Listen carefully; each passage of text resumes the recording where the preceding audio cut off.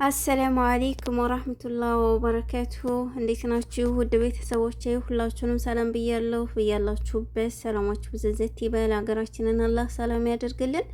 ዛሬ ቀኑ ሰኞ ነው፣ ጁላይ 27 2026። በዛሬ በሰኞ የቀኑ ውሎ ይዤላችሁ የመጣሁት የወርቅን ዋጋና እንዲሁም 8 ግራም ወርቅ ምን ያክል ነው ዋጋው የሚለውን ከደሪባ ከመስነያ ከመሃሉ ጋር እነግራችኋለሁ ማለት ነው። ለዚህ ቻናል አዲስ ከሆናችሁ ሰብስክራይብ በማድረግ ቤተሰብ የሆኑ ለምታበረታቱ ቪዲዮውን ላይክ ለምታደርጉልኝ በሙሉ ሀቂቃ ቃላት የለኝም፣ እጅግ አድርጌ አመሰግናለሁ።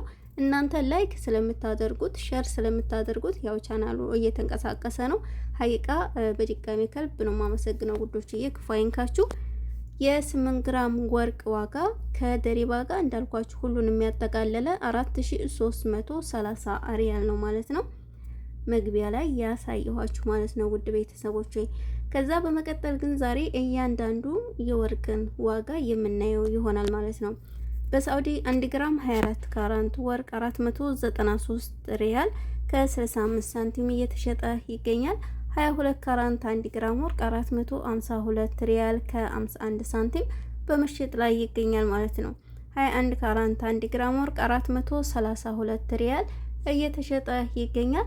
18 ካራንት 1 ግራም ወርቅ 370 ሪያል ከ24 ሳንቲም እየተሸጠ ይገኛል ማለት ነው። ይሄ እንግዲህ ምንም ነገር ሳይጨመርበት ሳፊ የግራሙ ዋጋ ብቻ ነው ማለት ነው። ስትሄዱ ይሄንን ማወቅ አለባችሁ። የነገርኳችሁ እኔ የግራሟን ብቻ ነው ማለት ነው ወዶችዬ።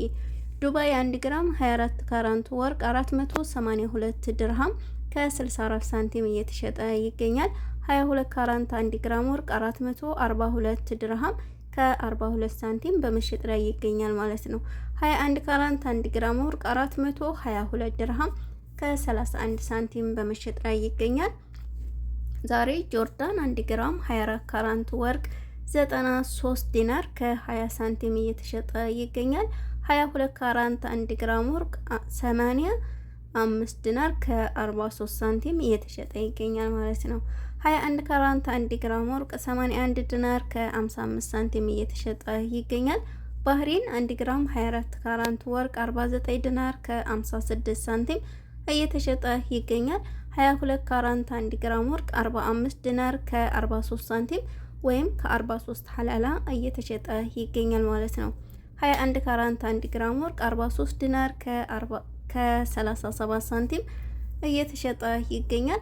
ዛሬ ኮይት 1 ግራም 24 ካራንት ወርቅ 40 ዲናር ከ80 ሳንቲም እየተሸጠ ይገኛል። 22 ካራንት 1 ግራም ወርቅ 37 ዲናር ከ40 ሳንቲም በመሸጥ ላይ ይገኛል ማለት ነው። 21 ካራንት 1 ግራም ወርቅ 35 ዲናር ከ70 ሳንቲም እየተሸጠ ይገኛል።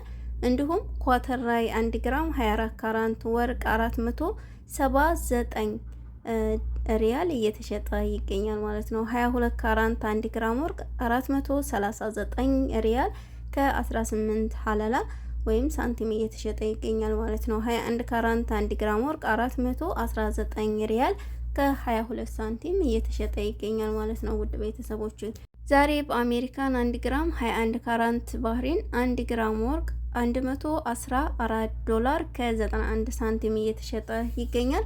ካናዳ 1 ግራም 21 ካራንት ባህሪን 162 ዶላር ከ10 ሳንቲም እየተሸጠ ይገኛል ማለት ነው። አውስትራሊያ 1 ግራም 21 ካራንት ባህሪን 164 ዶላር ከ27 ሳንቲም እየተሸጠ ይገኛል።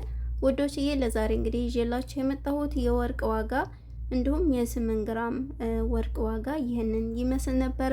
ለምታበረታቱኝ እጅግ አርጌ አመሰግናለሁ። የምሬን ነው ምላችሁ፣ ቃላት የለኝም። ባላችሁበት ክፉ አይንካችሁ። ሁላችሁንም እንግዲህ አላህ ይጠብቃችሁ ማለት ነው። እንደወጡ ተመቅረት አላህ ይጠብቀን። ሁላችንንም በሰላም በፍቅር አገይተን ለሀገራችን ያብቃን። መልካም ጊዜ ይሁንልን።